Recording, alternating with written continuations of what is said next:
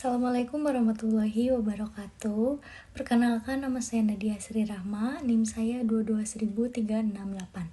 Di sini saya akan sedikit menjelaskan tentang tindak pidana pengulangan.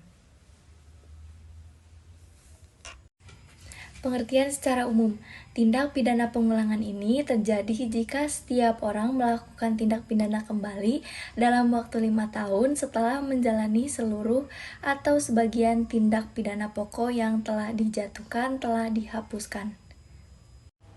Pendapat para ahli. Menurut Barda Nawawi Ardi, pengulangan adalah pengulangan hukum yang terjadi dalam hal seseorang melakukan tindak pidana dan telah dijatuhi dengan suatu putusan hakim yang tetap, kemudian melakukan suatu tindak pidana lagi. Dasar hukum pengulangan. Ketentuan mengenai pengulangan tindak pidana diatur di dalam buku 2 pasal 486, 487, dan 488. Namun di KUHP baru itu terdapat di pasal 23 ayat 1 dan 2. Perbedaan isi dasar hukum antara KUHP baru dan KUHP lama. Di KUHP baru itu terdapat pidana penjara 4 tahun atau lebih atau pidana paling sedikit kategori 3. Sedangkan di KUHP lama pidana yang ditentukannya itu ditambah sepertiga. Berikutnya ada contoh kasus.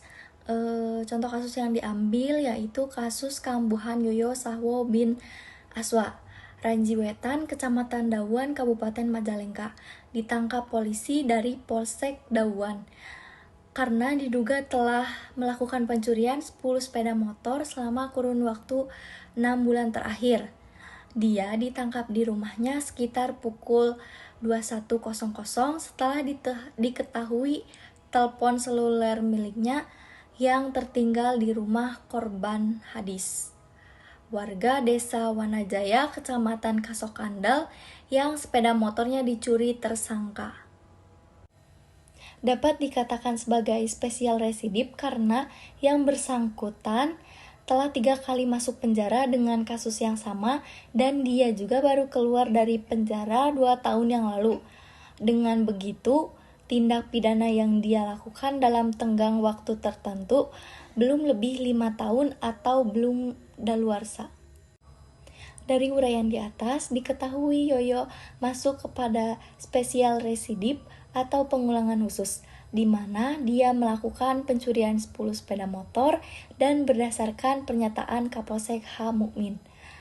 Tersangka diketahui telah melakukan pencurian 10 sepeda motor di berbagai tempat, di antaranya di areal parkir Kadipaten Majalengka, Dauan, serta di beberapa rumah milik warga yang sepeda motornya sedang parkir di halaman rumah. Berdasarkan keterangan sementara, tersangka diketahui telah melakukan pencurian 10 sepeda motor di berbagai tempat. Yang bersangkutan telah 3 kali masuk penjara dengan kasus yang sama dan bahkan dia baru keluar dari penjara 2 tahun yang lalu.